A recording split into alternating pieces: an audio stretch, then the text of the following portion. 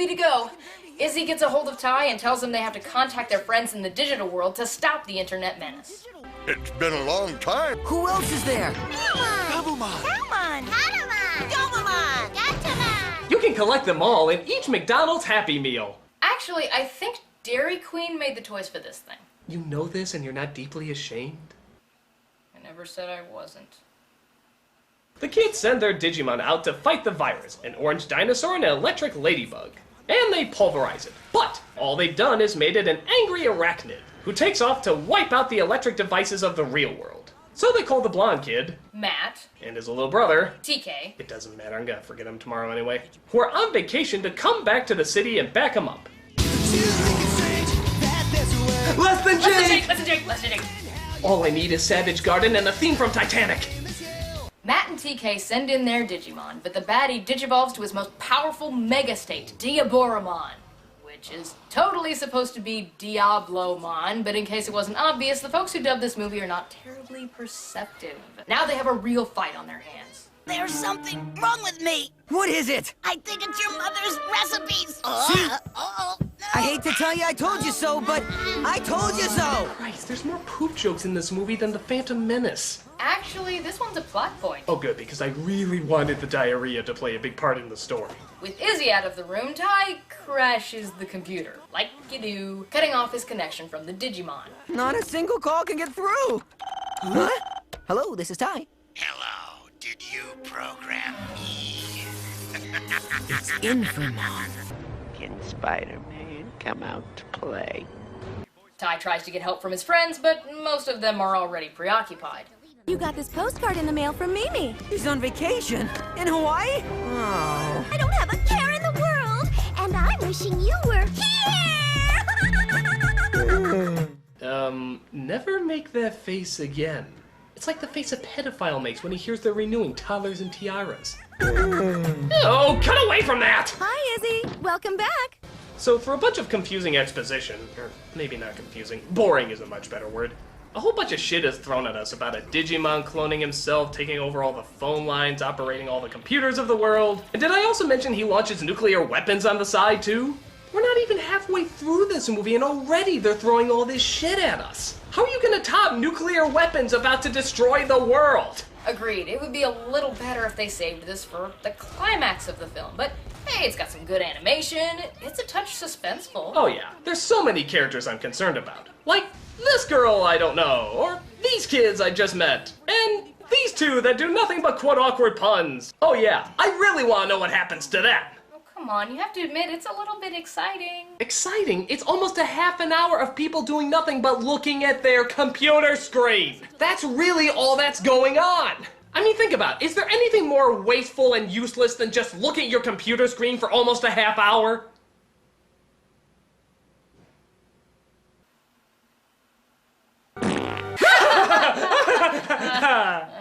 So Diaboromon is defeated, the nuclear bombs are deactivated and conveniently don't land on any civilians, and clearly, most important of all, Ty gets his email to his lovely lady friend. Love that. So what's a few raindrops between friends of ties? Oh, I bet they make a cute couple. Whoa, what'd I say? It would take too long to explain. We better take a break here. We'll be back in a minute. See what Digimon does to people. And they're supposed to be together, the stupid 02 epilogue. You good? I'll be fine. You weren't even wearing mascara. How is it running? I don't know. So, third story. Oh my god, 35 minutes to go.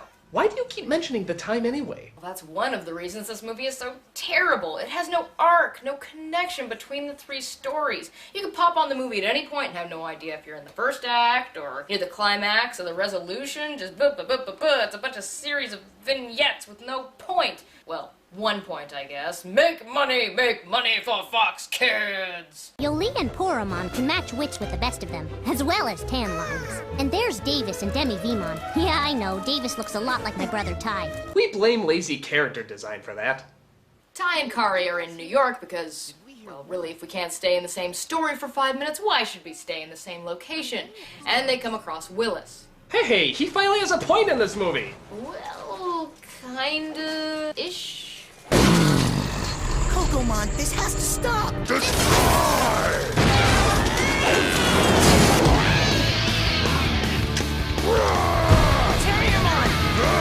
You know, I'm glad they jump right into the fight sequence instead of, oh, I don't know, develop this Willis kid they've been building up for the past hour. Who wants to care about who's fighting when we could just jump straight to the fighting itself?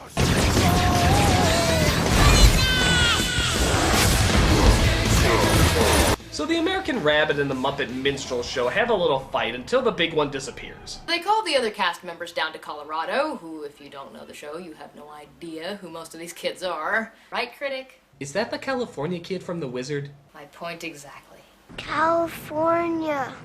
But Kokomon appears and the Digimon digivolve to fight him. Demi Veemon Digivolve to Digimon! Digimon, the fire of courage. So, in their world, do techs always appear behind them like Scott Pilgrim? For that matter, does every Digimon get a narrator to announce their name whenever they do this? Digimon, the storm of friendship. Wouldn't that get old after a while? Critic opens refrigerator. Critic drinks milk. Critic gives incredibly annoyed look. Critic walks off screen. Critic kicks the narrator in the balls. And the narrator feels incredible pain. And I'm not gonna lie, this is pretty much the rest of the movie. Just pointless fighting with really no purpose at all. Back to the beginning! The first act has no purpose. You will connect it to the plot.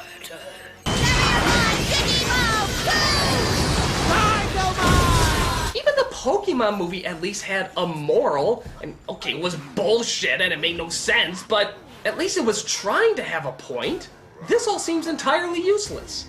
Oh, wait, I take it back. There's a quick backstory about where Kokomon came from. But it goes by so fast, you almost miss it. 8 years ago, a Digi-Egg came out of my computer, and it hatched into twin Digimon, Terriermon and Kokomon. I finally had someone to play with, my very own pets, and they talked too. It was the best. Before my Digi-Egg could hatch, it was attacked by a virus, and it mutated into Diaboromon. God, the pacing in this movie is awful. That should have been like a big dramatic reveal if it took its time, developed some character, or at least slowed down for a minute. But even the backstory seems half-assed, with the plot being so rushed and there being no time to have the audience absorb what's going on. It's sort of like a story as complicated as Harry Potter was being given the same treatment. Harry Potter had a family, but he didn't like them, but it's okay because he's going to a school where others like him, and there's magic, and he's magic too. But there's a bad teacher who it turns out isn't bad, but then it turns out he is bad, but then it turns out he isn't bad, maybe. There's also a bunch of bad kids and a bad guy with no nose, so they're really evil except for maybe they might be good, except for one student might be good. And there's also a teacher who might be good, might be evil, I'm not entirely sure. And then they all lived in 3 books pointlessly stretched out into 7 ever after. Actually, maybe that would be better.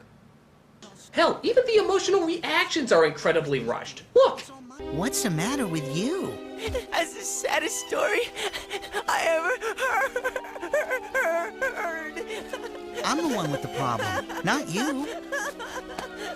Get over it. Okay. I didn't edit that! I swear to God, I did not edit that scene at all. That's really how it's played. That is the real pacing of that moment. Oh, come on, Critic, be fair. I'm sure some emotional issues can be resolved that well. You just have to be mature and... Oh yeah? Get over that whole Ty and his lady friend thing. Alright, fine, then I will.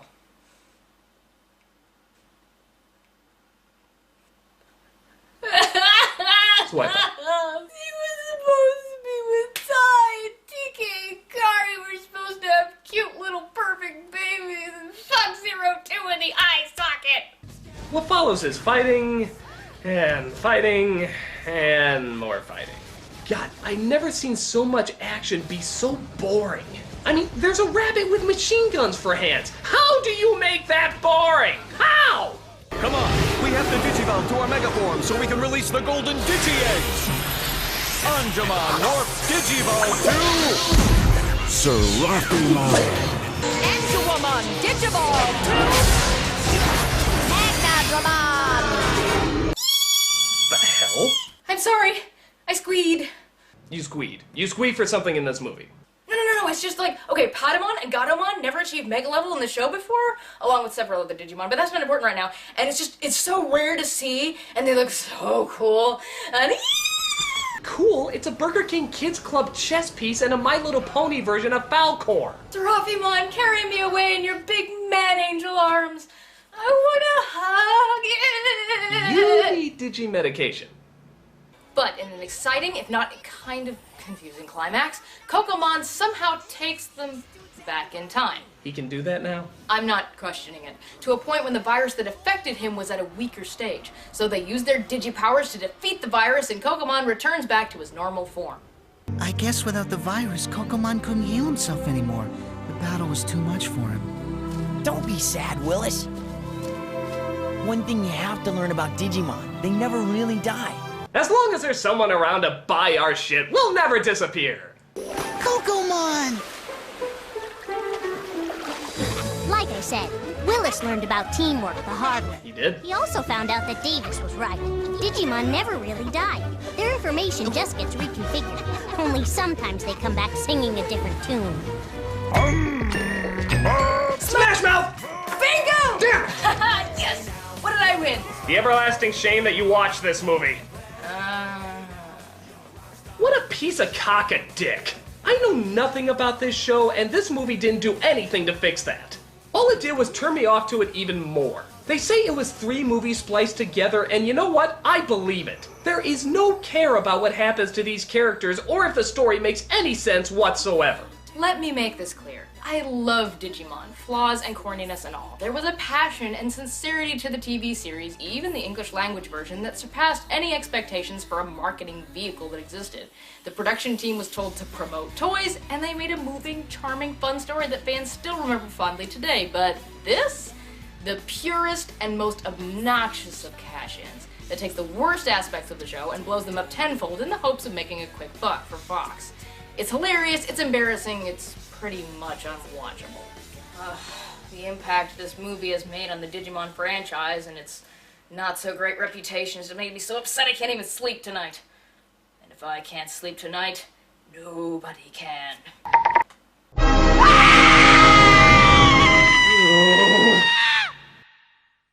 Digimon, Go Monsters, Digimon, you're the champions. Digimon, Go Monsters, Digimon, you're the champions. Change into digital champions to save the digital world. Digimon, Go Monsters, Digimon, you're the champions. Digimon. I deserve a Joe Signal Critic.